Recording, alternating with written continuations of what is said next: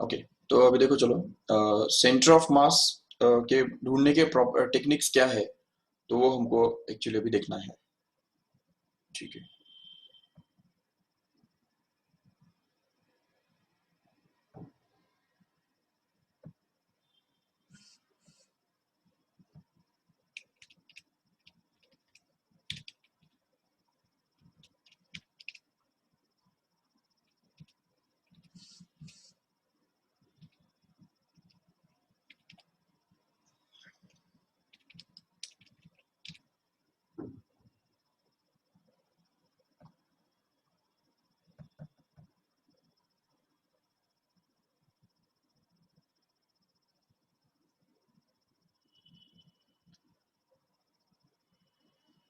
क्या दिख रहा है ना स्क्रीन आपको? Yes sir. ओके, ठीक है। हाँ। तो देखो अभी कोई भी रिजिड बॉडी जो होता है, तो उसका जो सेंटर ऑफ मास है, जैसे मैंने अभी बताया। अच्छा, सबसे पहले एक बात ध्यान में रखो कि रिजिड बॉडी होता क्या है। रिजिड बॉडी मतलब ऐसा बॉडी कि जिसके अंदर जो कोई भी दो पार्टिकल्स अगर जो होते हैं, तो उनके बीच में का जो डिस्टेंस है वो कभी भी चेंज नहीं होता है। जैसा हम अभी यहाँ पे देख रहे हैं कि कोई भी एक बॉडी है, तो उसके अंदर बहुत सारे नंबर ऑफ पार्टिकल्स है, लेकिन अभी दोनों दो पार्टिकल्स के बीच में जो डिस्टेंस है वो कभी भी चेंज नहीं होगा। कितना भी हम बाहर से फोर्स अप्लाई कर रहे हैं, तभी भी दो पार्टिकल्स के बीच में डिस्टेंस जो है वो कभी चेंज नहीं होगा। तो उसको हम रिजिड बॉडी बोलते हैं। And rigid body can be any object like stone और एनी स्पेयर, मेटल का बना हुआ मेटल का स्पेयर। बट रिजिड बॉडी के अंदर जो है ये सब ऑब्जेक्ट नहीं आते हैं। जैसे अगर सपोज कोई रबर है, रबर इरेजर जिसको हम बोलते हैं, उसको अगर फोर्स अप्लाई कर देंगे तो उसके पार्टिकल्स दब जाएंगे। नहीं, ऐसा रिजिड बॉडी जो है वो उसके अंदर ये नहीं, एग्जांपल में ये नहीं आएगा। तो याद रखो ठीक से। तो रिजिड बॉडी, या अगर सपोज एक bucket containing water is not a rigid body. Why? Because if we start rotating it, then because of the centrifugal force acting on all the particles will get thrown off, and they will just be located at the circumference. They will be collected at the circumference, and the middle portion will be empty. That's it is not of no use. The particles should not move. Okay, that is basically main important concept of the rigid body. Remember. तो there is no, obviously अभी क्या है कि कोई भी body जो है rigid body हो ही नहीं सकता है यूनिवर्स के अंदर। बट चलो प्रैक्टिकल पर्पस के लिए सभी जो अलग अलग जो ऑब्जेक्ट्स है, जस्ट लाइक अ फैन और जस्ट लाइक अ पॉट, ठीक है ना, पॉट मेकर्स व्हील जो होता है ना, उसके ऊपर जो हम पॉट रखते हैं, तो वो एक रिजिड बॉडी कंसिडर किया जा सकता है। ठीक है, तो all these are the examples of rigid body. Now we can see. Okay, तो रिजिड बॉडी का जो मोशन होता है, तो उसके अंदर हम देखते हैं कि जो सभी पार्टिकल्स जो है, तो वो अगर वो स्ट्रेट लाइन मोशन में अगर जा रहा है, तो सारे पार्टिकल्स का वेलोसिटी सेम होता है। बिल्कुल, ये बात याद रखो ठीक से। If the body is performing the translatory motion, only translation translatory motion, then all the particles will have the same velocity, and hence the center of mass also will have the same amount of velocity, no doubt. But if suppose,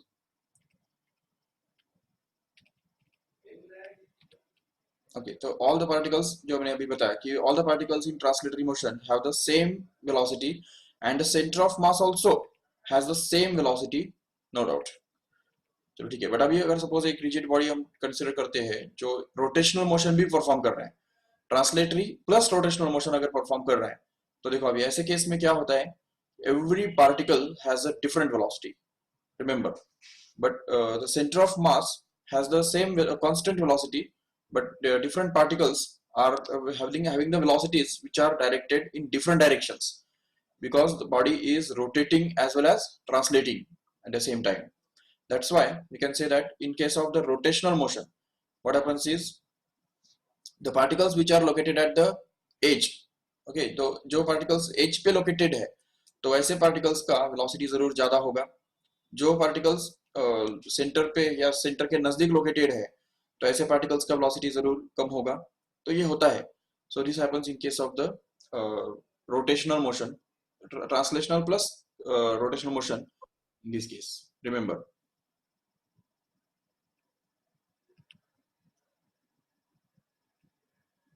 okay,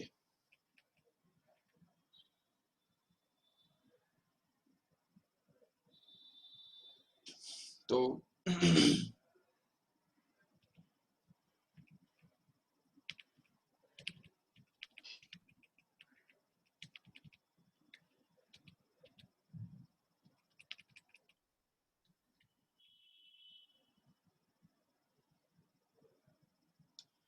ठीक है, देखो अभी इसमें जैसे हम देख रहे हैं कि अगर कोई भी बॉडी को अगर हम suppose rotational plus translational motion अगर परफॉर्म कराते हैं, तो उस केस में जो बॉडी जो है, तो उसका जो सेंटर ऑफ मास है वो ऐसा एक ही पार्टिकल होता है जो न्यूटन्स के सभी लॉज ओबे करता है। तो वो उसका जो पाथ है वो इरेगुलर नहीं होता है, तो वो एक परफेक्ट रेगुलर शेप होता है। तो ये हम देख सकते हैं आराम से कि बाकी सब पार्टिकल्स जो है वो translatory plus rotational motion perform कर रहे हैं, मतलब उनके जो वेलोसिटीज के डायरेक्शन है वो कंटिन्यूसली चेंज हो रहे हैं। लेकिन एक ही पार्टिकल है जिसको हम सेंटर ऑफ मास बोल सकते हैं, ठीक है ना, जो कि एक कांस्टेंट या जो लॉज है वो ओबे करता है। तो जब हम कोई भी स्टडी करते हैं, कोई भी बॉडी के बारे में जब हम स्टडी करते हैं, रिजिड बॉडी के बारे में, तो हम क्या करते हैं, उस बॉडी को सेंटर ऑफ मास वाले पॉइंट से रिप्लेस कर देते हैं। Means the body has to be replaced by a single point which is located at its center of mass, and then we will just study apply all the rules in that center of mass. Okay.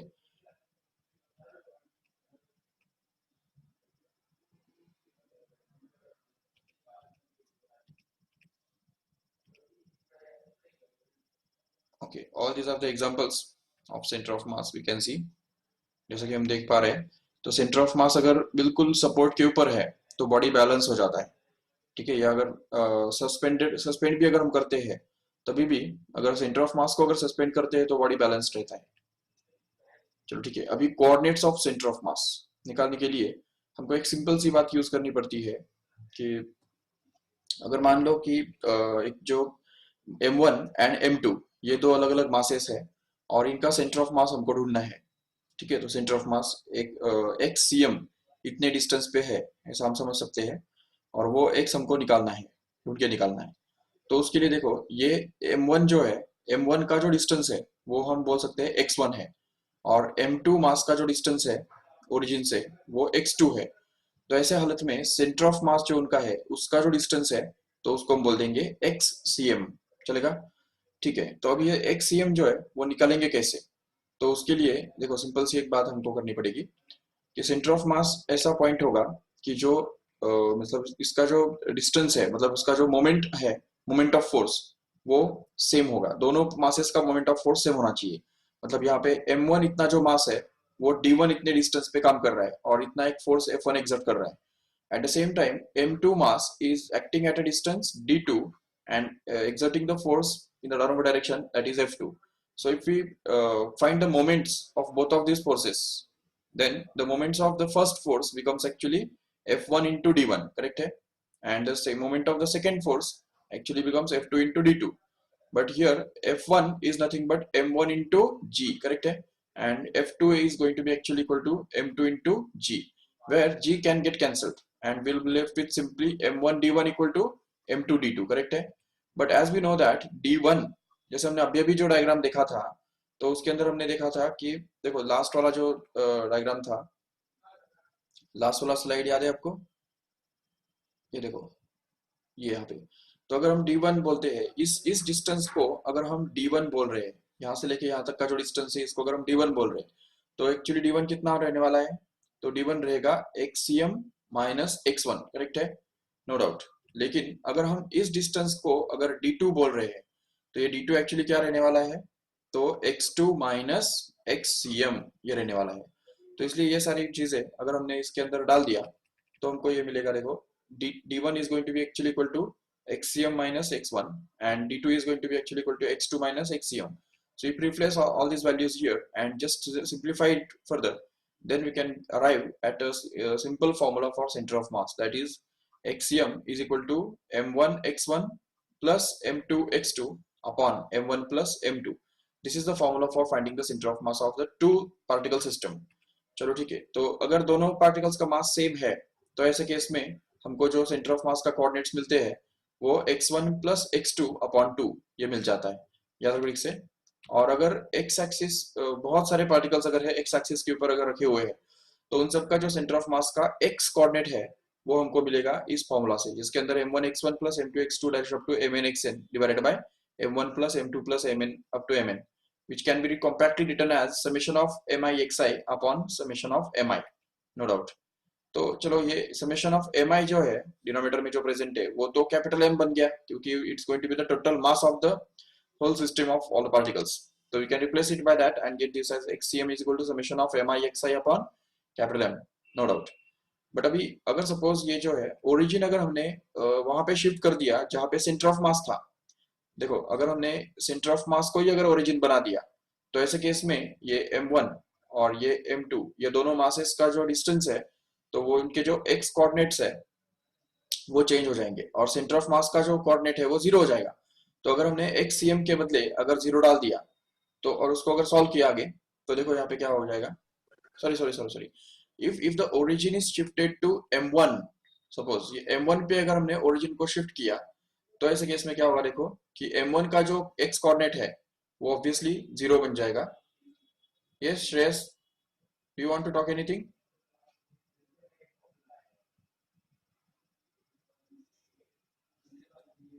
No. Okay. So basically, when the origin is shifted to the point m1, then the coordinates of m1 will become zero, and the distance of center of mass or the coordinates of center of mass will take this form. तो formula जो है वो ऐसा बन जाएगा, no doubt. इसको हम याद रखेंगे ठीक से. और अगर सपोज हमने m2 के बदले अगर ओरिजिन शिफ्ट कर दिया, m2 पे अगर ओरिजिन शिफ्ट कर दिया, देखो अभी पहले हमने यहाँ पे ओरिजिन जो है वो m1 पे शिफ्ट किया है, इसलिए जो सेंटर ऑफ मास का जो डिस्टेंस है वो एक्सियम हम निकाल सकेंगे और ये जो m1 और m2 के बीच में जो डिस्टेंस है तो वो d बन जाएगा, डायरेक्ट कैपिटल D बन जाएगा. तो उसके फॉर्म में हम ये फॉर्मूला यूज कर सकते हैं बिल्कुल. अभी अगर सपोज हमने ओरिजिन जो है वो m2 पे अगर शिफ्ट कर दिया तो फिर क्या होगा कि सेंटर ऑफ मास का जो फॉर्मूला है वो ऐसा बन जाएगा जिसमें m1d upon m1 plus m2 इस तरह से हमको मिलेगा, नो डाउट. बट अगर हम सपोज हमने सेंटर ऑफ मास जो है वो अगर ओरिजिन जो है वो अगर सेंटर ऑफ मास पे अगर शिफ्ट कर दिया तो उस केस में क्या होगा देखो, x1 जो है वो माइनस डी के बराबर बन जाएगा, क्योंकि सेंटर ऑफ मास के लेफ्ट साइड में m1 है और राइट साइड में m2 है, इसलिए इस तरफ इसको हम बोल देंगे माइनस d1, ठीक है. और यहाँ पे इस तरफ बोलेंगे इसको d2, ओके. तो इसलिए फिर यहाँ पे ये जो अगर वैल्यूज हमने यहाँ पे डाल दिया तो इससे हमको मिल जाएगा m1 into minus d1 plus m2 into d2 upon m1 plus m2, which is going to be equal to 0, which gives us m1 d1 is equal to m2 d2, which means that m2 upon m1 equal to d1 upon d2, which also means that d1 upon d2 is going to be actually equal to m2 upon m1, which actually means that the center of mass, देखो ठीक से, the ratio of distance of center of mass from the particles is equal to the inverse ratio of their masses. Means the center of mass actually divides the join of these two particles in the inverse ratio of their masses. मतलब इस distance को centre of मास क्या करता है, inverse ratio में divide करता है. ये हमको अच्छी तरह समझना है. चलो ठीक है. अभी dependence of centre of mass means what does centre of mass depends upon. तो कौन सी चीजों के ऊपर डिपेंड करता है सेंटर ऑफ मास. तो देखो centre of mass depends on the masses of all the particles, ठीक है, and also on the positions of the particles relative to one another. मतलब जो पार्टिकल्स जो है वो एक दूसरे के हिसाब से कहाँ पे लोकेटेड है उसके ऊपर सेंटर ऑफ मास डिपेंड करता है. But centre of mass doesn't depend on the frame of reference choose to located it. तो मतलब लोकेटेड मतलब कोई किसी भी फ्रेम ऑफ रेफरेंस को अगर हम बदल देंगे तो सेंटर ऑफ मास बदलेगा क्या, बिल्कुल नहीं. तो relative position of centre of mass with respect to all the other particles will remain constant even if we change the reference coordinate system, remember. तो ये होता है. अच्छा, अभी हम देखेंगे कि कोऑर्डिनेट सिस्टम के अंदर मतलब टू डायमेंशनल कोऑर्डिनेट सिस्टम के अंदर सेंटर ऑफ मास कैसे निकाला जा सकता है. Just simply we can just generalise that formula for centre of mass, x coordinate of center of mass for y coordinate also. तो y coordinate of center of mass can be written to be equal to m1 y1 plus m2 y2 upon m1 plus m2 if there is only two particles. But if suppose there are number of particles, then and if suppose z coordinate is also there, मतलब three dimensional coordinate system अगर है तो दो particle का centre of मास कैसे निकाल सकते हैं हम. तो उसके अंदर m1 z1 plus m2 z2 upon m1 plus m2 ये वाला टर्म भी उसमें आ जाएगा बिल्कुल. और अगर सपोज वेक्टर फॉर्म में अगर देखते हो तो दो पार्टिकल्स का सेंटर ऑफ मास जो है वो हम इस तरह से निकाल सकते हैं m1 r1 bar plus m2 r2 bar upon m1 plus m2. This is the formula for finding the center of mass. And if we want to express r1 bar in terms of x1 I bar plus y1 j bar. Similarly, r2 bar can be expressed in terms of I bar and j bar, and center of mass can be expressed as xcm I bar plus ycm j bar. So that we can get the then general formula for rcm, which is going to be in general for n particles to be simply equal to m1 r1 bar plus m2 r2 bar plus that is up to mn rn bar divided by m1 plus m2 plus that is up to mn, no doubt. And hence the center of mass, coordinates of center of mass can be written to be equal to summation of mi ri bar upon capital M, where capital M stands for the mass, total mass of the body. Remember.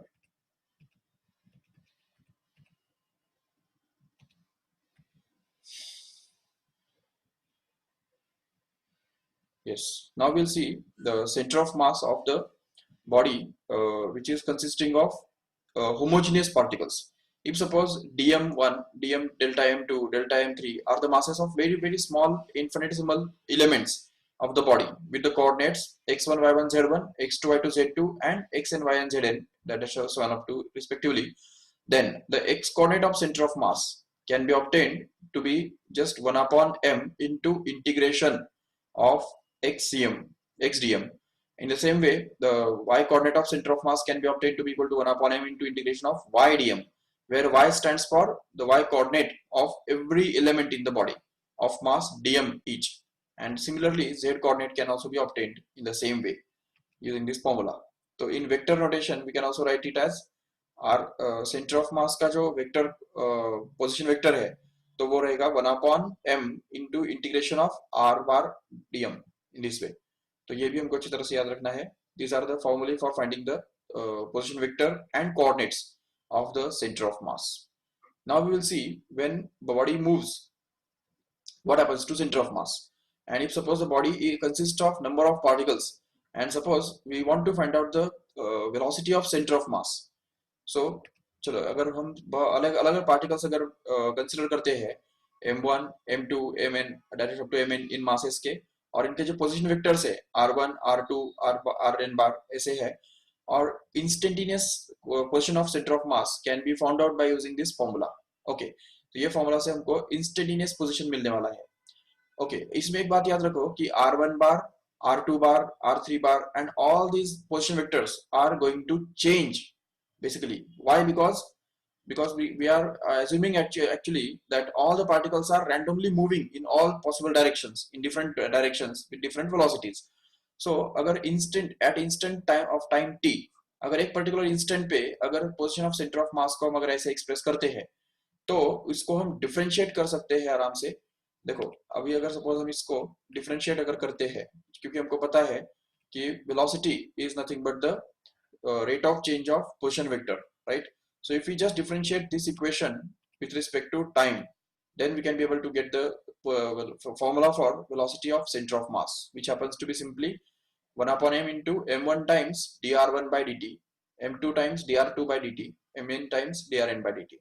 But actually we know that this dr by dt मतलब ही velocity, तो ये जो है वो v1 बन गया, ये जो है वो v2 बन गया, ये वाला v3 बन गया, and so on like that up to vn. And hence we can just get it up to m1 v1 plus m2 v2 plus mn vn divided by m1 plus m2 plus that is up to mn. This is going to be the formula for finding the velocity of center of mass in case of n particle system. Remember, अभी momentum जो है centre of मास का momentum हम कैसे निकालेंगे, तो देखो अभी हमने ये देखा कि vcm इज इक्वल टू ये पूरा, तो अगर हम ये m जो है वो अगर इस तरफ ट्रांसफर कर देंगे तो सिंपली हमको ये मिल जाएगा m times vcm is equal to m1 v1 bar plus m2 v2 bar plus that is up to mn vn bar, no doubt. And actually this quantity is called as the momentum of the center of mass basically. So it is actually equal to the mass of the whole body multiplied by velocity of center of mass, that is called as the momentum of center of mass, remember. And in the same way we can find out the kinetic energy also. So if you want to find out the kinetic energy of the center of mass, then we can say this will be half into capital M, which is going to be the total mass of the particle and particles, and that is multiplied by say velocity of center of mass का whole square. This is called as the kinetic energy of center of mass, remember. तो center of mass का kinetic energy, center of mass का momentum बिल्कुल उसके velocity के accordingly define किए जाएंगे, बिल्कुल. चलो याद रखो ठीक से, and it happens that the momentum of the center of mass happens to be simply the sum of the momentums of all the particles in that body, remember. चलो ठीक है, अभी acceleration of center of mass. If suppose different particles are moving with the different velocities like v1 bar, v2 bar, v3 bar, then we know that the velocity of center of mass is given by this formula. Okay, if just we suppose differentiate this equation also with respect to time, because we know that acceleration is actually the derivative of velocity, right? So if we just differentiate this equation number 1 with respect to time, then see what we can get is, so simply we can have this acceleration of center of mass, which happens to be simply equal to m1 into dv1 by dt, which is going to be a1, again m2 into dv2 by dt, which is going to be a2, and so on up to, that is up to mn into vn by dv by dt happens to be an. So if we replace all these values, then we can be able to find out the formula for acceleration of center of mass, which happens to be 1 upon m into bracket m1 a1 bar plus m2 a2 bar plus that is up to mn an bar simply. तो ये जो है, this is going to be the acceleration of center of mass. See, now we can see external force on the center of mass. अगर suppose center of mass के ऊपर अगर external force हम apply करते हैं, तो हर एक पार्टिकल के ऊपर भी कुछ ना कुछ फोर्स एक्ट होगा जरूर, और उसकी वजह से according to the Newton second law we can get that the force acting on each particle to be simply m1 a1 plus m2 a2 plus that is up to m1 mn an, and we can just replace by them by f1 f2 f3 and so on up to fn. But we know that f1 plus f2 plus f3 that is up to so on up to is called as the total net force acting on the whole system of the particles, and that's why the total external force acting on the whole system will actually be expressed in this way. तो ये m को अगर हम उस side में अगर लेके जाएंगे तो हमको मिलेगा आराम से कि m into acm will be equal to f1 plus f2 plus f3 dash up to fn, means the total external force acting on the body is actually going to be the mass of the whole body multiplied by acceleration of center of mass. ये भी बहुत important बात है समझने जैसी कि हाँ, इसमें और एक बात हमको अच्छी तरह से नोट करनी है कि internal forces are not to be counted in this here. ये एक्सटर्नल फोर्स जो यहाँ पे है, तो उसके अंदर की कोई भी इंटरनल फोर्सेस काउंट नहीं करने हैं हमको. There is no effect of internal forces on the acceleration of the centre of mass. The acceleration of centre of mass is not affected by the internal forces. It's affected only by the external forces. ये हमको अच्छी तरह से याद रखना है. So the center of mass of the system moves only when the external force is applied on the center of mass or body. जब तक external force apply नहीं होता है, तब तक center of mass move नहीं होता है. ये अच्छी तरह से याद रखो, इसके ऊपर MCQs आते हैं. ये बात हमको MCQs के अंदर यूज करनी है बिल्कुल. देखो फॉर एग्जांपल, अगर सपोज एक रेडियो एक्टिव एलिमेंट है और अगर वो न्यूक्लियस ब्रेक होता है, वो पहले रेस्ट में है और अगर वो ब्रेक हो जाता है और दो पार्ट्स में अगर वो ब्रेक हो जाता है, तो उस केस में हम देख सकते हैं कि सेंटर ऑफ मास जो है सिस्टम का फिर भी रेस्ट में रहेगा, क्योंकि एक पार्टिकल जो है वो ऊपर तरफ या अलग एक डायरेक्शन में निकल जाएगा और दूसरा पार्टिकल अलग डायरेक्शन में निकल जाएगा, जिसके कारण हम देख सकते हैं क्लियरली कि जो टोटल सेंटर ऑफ मास जो है इस पूरे बॉडी का, वो फिर भी उसी पॉइंट पे रहेगा जहां पे वो पहले लोकेटेड था. बिल्कुल, ये उसका एग्जांपल है. इवन अगर सपोज एक कोई भी एक बॉडी जो है वो अगर मूव कर रहा है, उसका centre of mass straight motion में है, स्ट्रेट लाइन में है, और अगर suppose it causes suppose breaking और एक्सप्लोजन, अगर कोई बॉम्ब एक्सप्लोड होता है और वो ऑलरेडी मूव कर रहा है, तो the centre of mass will continue to move in the same direction even after the explosion. ये अच्छी तरह से याद रखो कि एक्सप्लोजन होने के बाद भी सेंटर ऑफ मास उसी डायरेक्शन में मूव करता रहेगा जिस डायरेक्शन में वो पहले कर रहा था. क्यों? क्योंकि सेंटर ऑफ मास के ऊपर कोई एक्सटर्नल फोर्स एक्ट नहीं हो रहा है. The explosion takes place due to the internal forces, not and the external forces. So no external force is acting on the center of mass, so the center of mass will continue to move in the same direction with the same speed, with the same velocity, according to the Newton's first law of motion, no doubt. Again, if suppose there is a spring which is kept on the table, okay, and two blocks are just kept around it. समझो दो blocks इस तरह से रखे हुए हैं और एक स्प्रिंग जो है वो बीच में बांध के रखा है, और ये ब्लॉक्स को अगर हम सपोज थोड़ा कंप्रेस करते हैं और ये स्प्रिंग जब कंप्रेस हो जाता है और उसको अगर हम सपोज रिलीज कर देते हैं, so this block will just move in this direction and this block will move in this direction, but the center of mass of both of these blocks will remain at the same point where it was before, because it was at rest before. So अगर समझे ये दोनों blocks को हमने release कर दिया spring को compress करके, तो दोनों ब्लॉक्स अपोजिट डायरेक्शन में मूव करेंगे, लेकिन centre of mass will remain at the same point because the blocks are moving due to internal forces which are exerted by the spring on each of these blocks here. So that's why this is another example here. If suppose there is a freely falling body and suppose it explodes after some time into two fragments, then different fragments will fall in different directions.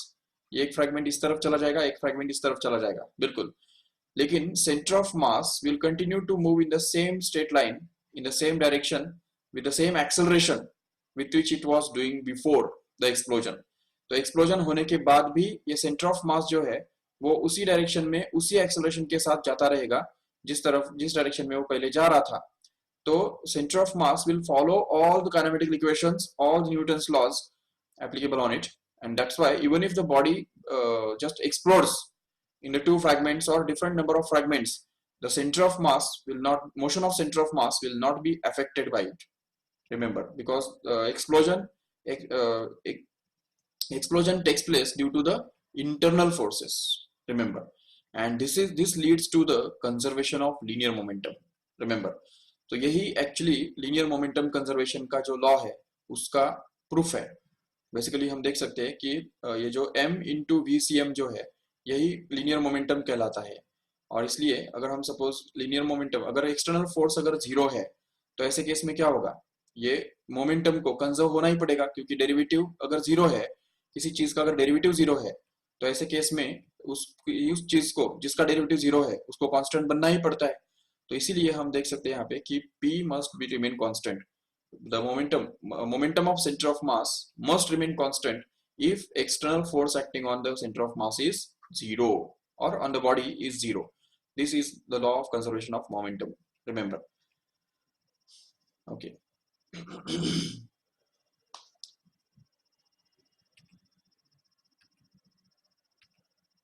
So these are the different formulas for finding the velocity of center of mass, or using the law of conservation of momentum, no doubt.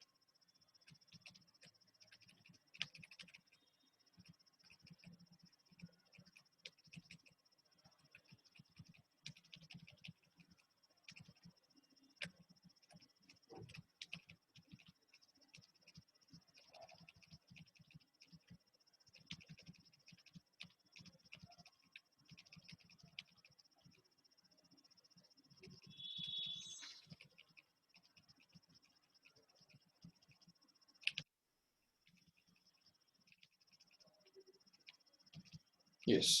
Okay.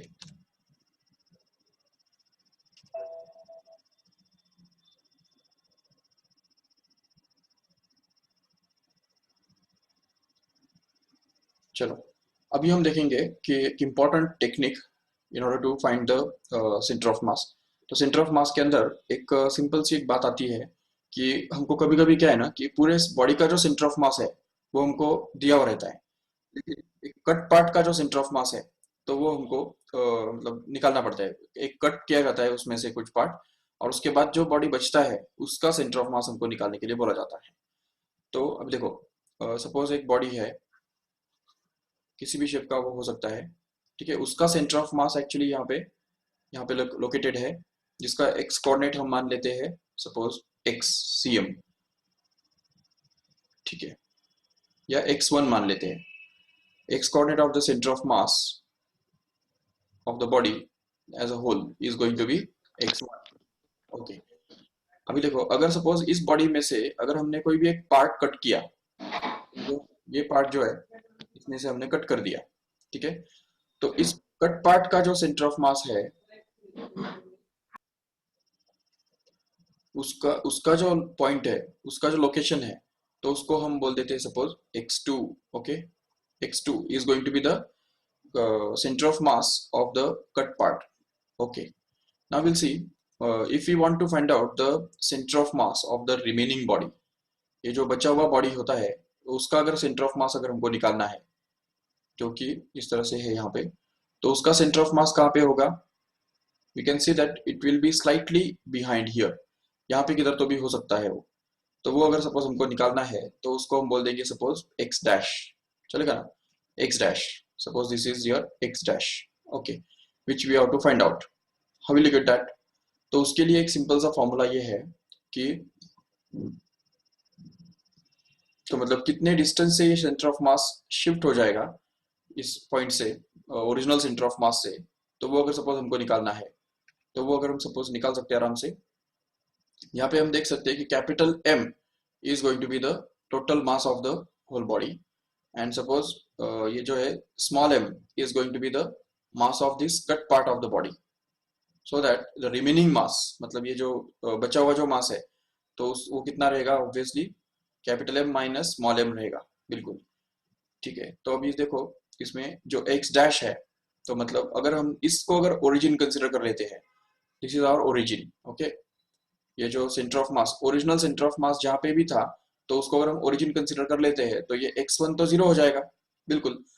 तो उस case में हम ये जो x dash है, तो x dash का जो फॉर्मूला है वो हम निकाल सकते हैं आराम से। तो x dash will actually be equal to,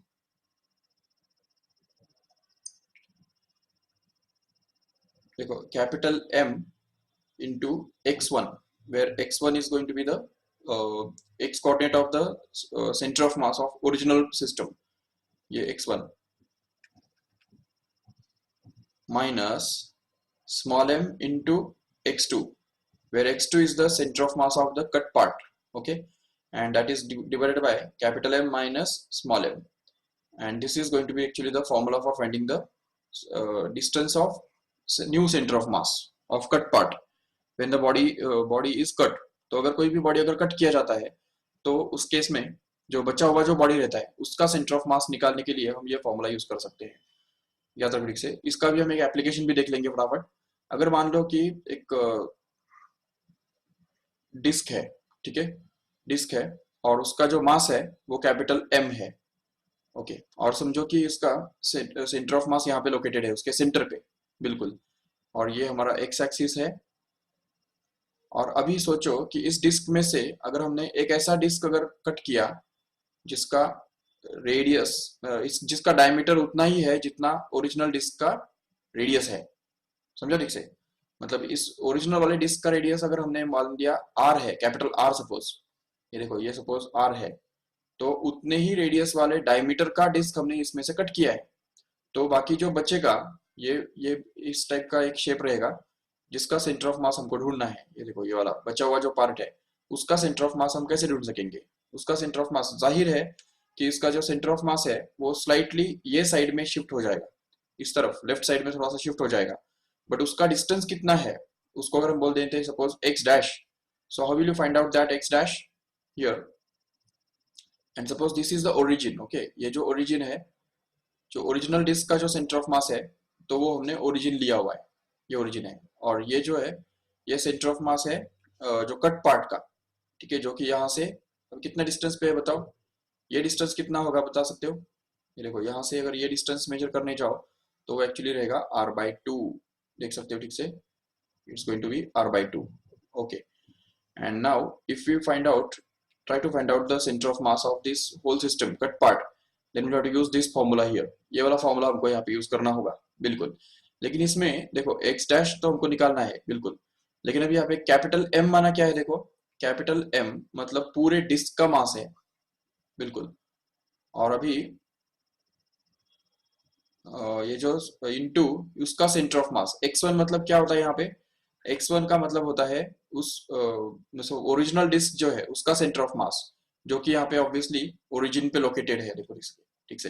तो इसलिए फिर यहाँ पे m इंटू यहाँ पे x1 के बदले क्या आ जाएगा? 0 आ जाएगा, माइनस अभी स्मॉल m मतलब क्या है? देखो यहाँ पे ये जो कट पार्ट है, कट किया हुआ जो डिस्क है, तो उसका जो मास है, तो उसको हमने स्मॉल m सपोज बोल के रखा है, and that is to be multiplied with the x coordinate of the center of mass of that cut part।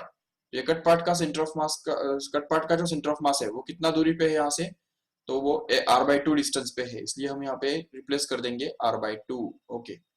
ये बन गया r/2। और अभी अगर सपोज हम इसको सॉल्व करेंगे आगे, और divided by capital M minus small m। But अभी देखो, अभी कैपिटल M और स्मॉल m के बीच में जो रिलेशनशिप है, तो वो हम कैसे डिराइव करेंगे? तो उसके लिए हमको सरफेस मास डेंसिटी का फॉर्मूला अप्लाई करना पड़ेगा। Let sigma be the surface mass density. Okay, suppose sigma is going to be the mass per unit area, उसको हम बोल सकते हैं मास पर यूनिट एरिया। ठीक है, तो अभी कैपिटल M जो है उसको हम कैसे एक्सप्रेस कर सकते हैं? Total mass of the disc can be expressed as the sigma, that is mass per unit area, into the area of the whole disk, which is going to be actually equal to pi r square, correct है? Because its area is going to be pi r square, no doubt. And at the same time, अगर small m को हमको वही formula अगर use करके express करना है in terms of sigma, तो कैसे एक्सप्रेस करेंगे? तो देखो, small m is also the mass of the disk which is cut part here। ये जो कट पार्ट है उसका जो मास है वो स्मॉल m हमने एज्यूम करके रखा है। तो वो स्मॉल m कितना बनेगा? वो भी तो एक डिस्क है, वो भी सर्कुलर है, इसलिए उसका जो सिग्मा है वो उतना ही रहेगा, but that should be multiplied by pi into r/2 का whole square.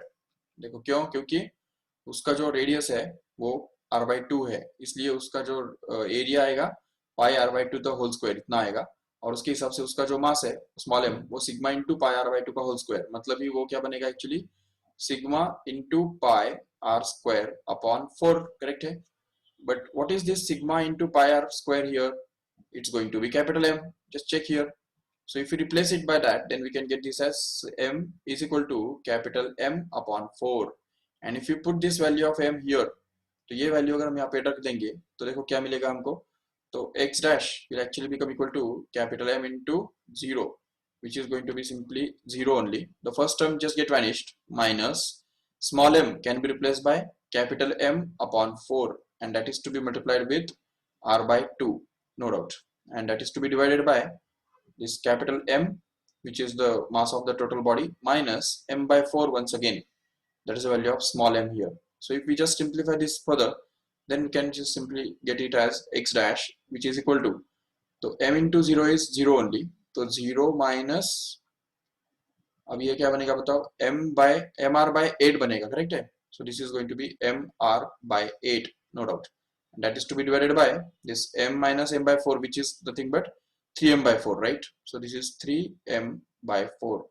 Okay, so if we just cancel this m from both numerator and denominator, then we can be left with, अच्छा, even we can cancel this 4 and 2 out, तो ये 2 हमने यहाँ पे डाल दिया, तो 3 into 2 क्या बनेगा? 6 बन जाएगा।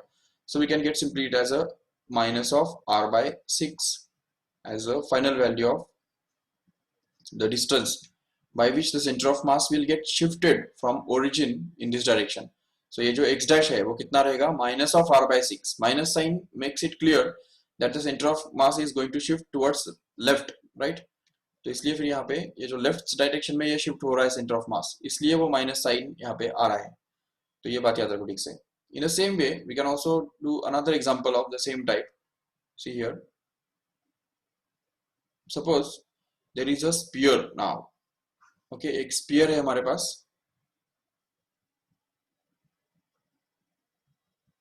Okay, just we will stop here just because you have another lecture at 12 o'clock.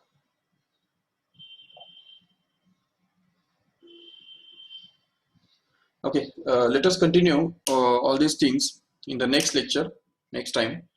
So फिलहाल अभी हम ये रुकते हैं यहाँ पे, क्योंकि 12 बजे आपका केमिस्ट्री का भी लेक्चर है, जिसके अंदर पटेल सर आपको पीरियोडिक प्रॉपर्टीज के ऊपर जेई के एमसीक्यूज और थियरी एक्सप्लेनेशन देने वाले हैं। चलो ठीक है, so thank you all of you, will stop here, bye bye. Thank you, sir. Okay, bye.